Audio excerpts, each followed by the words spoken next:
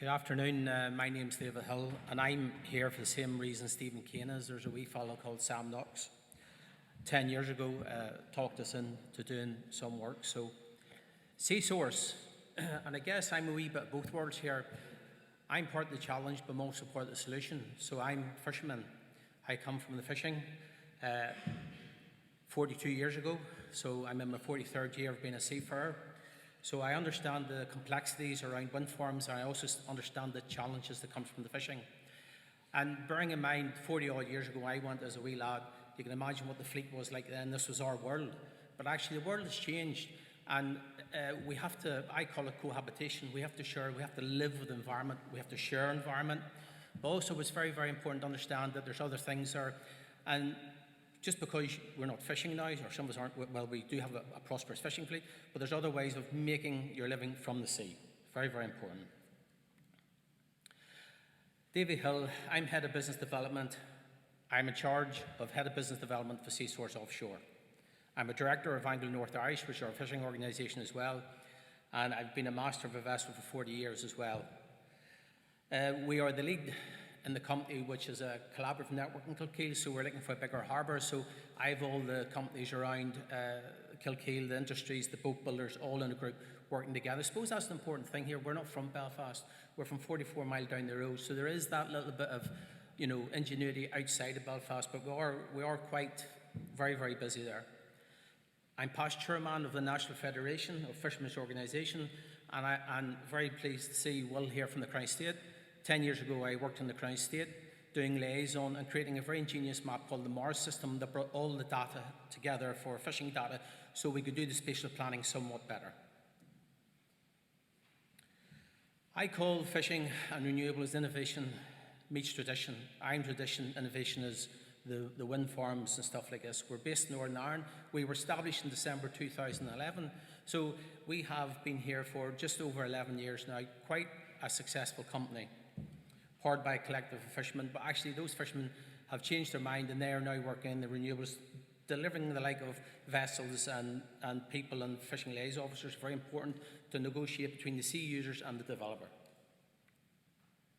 Some of the projects we've worked on over the last 10 years, on the Western Link, we had 20 boats in that. That was protecting the asset while it was being deployed, but protected it from other fishing vessels and vessels anchoring.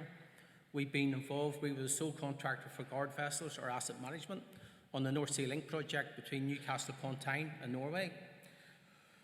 We worked on the Walney Wind Farm, providing guard vessels again, asset management. St. Nazaire, nice to see Stephen was down at St. Nazaire too, is down at St. Nazaire too. We were down at St. Nazaire this last 18 months, and in fact, we're now redeploying a boat tomorrow back in St. Nazaire.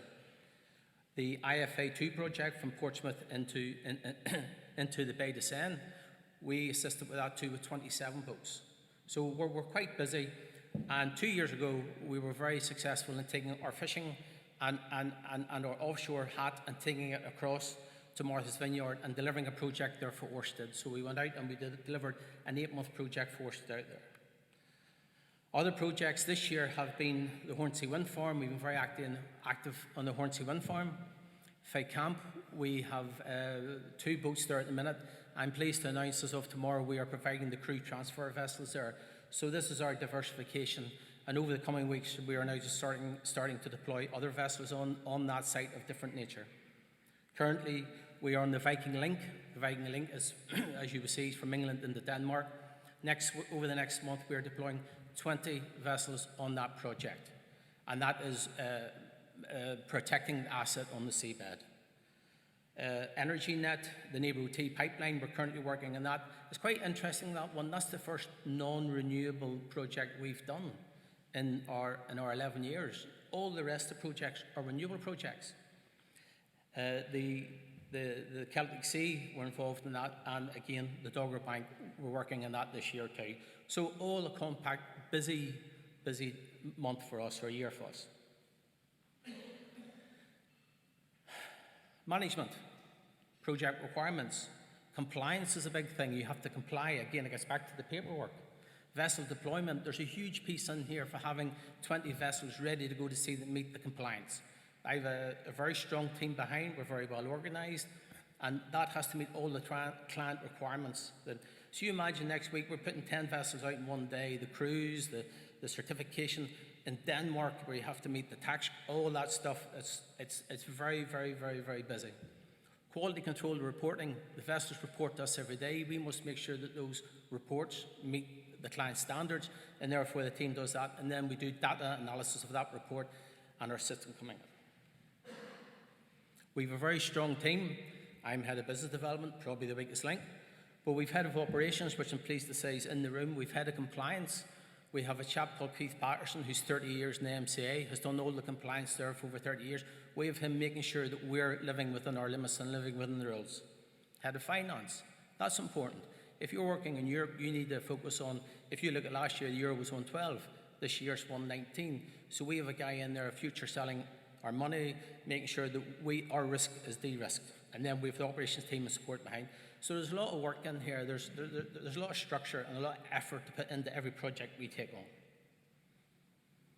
Vessel management, of course, we have to make sure the vessels are audited, they're accredited, the certificates are checked, and a lot of this is, again, done in the office, done by the girls, but also by the owners of the vessels.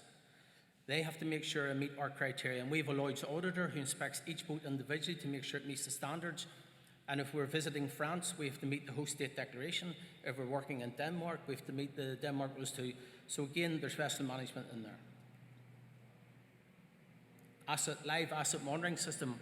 So we, again, as a strategic partner here in Northern Ireland, we do live asset monitoring. So every vessel we deploy, all the data that comes in through the systems in the boat comes to us via satellite live. So at any minute of the day, any projects that our boats are on, we have that data and we know all the activity going around those boats. That comes into a hub for us, and then we can define if there's going to be an issue or a problem, and then we can react to that quite quickly. This is the way our system works on board the boat. You can see inside the blue line there, the dark line, that's the exposed asset in St. Nazaire. That's the cable that's exposed. This is all the activity around the cable, and then this is the boats on the left-hand side of the screen, and they are color-coded. So they're amber lights. So if it's red, it's a danger. If it's amber, it's okay, and if it's green, it's good to go. So this is a system that we've devised over this last 5 years. We just didn't want to give the client a boat. We wanted to give them something to protect their asset. And instead of somebody saying, well, I think that happened, this is actually real-time live data that comes in to say, well, actually, that boat crossed that cable and damaged at that point in time. We know the damage that can be done to cables. We also know the cost and the liability with taking some of these contracts on. We have huge indemnity insurance on our projects, and this is the way that we de-risk our projects. Again, this is part of our system here with a local firm. We're all into working with local firms.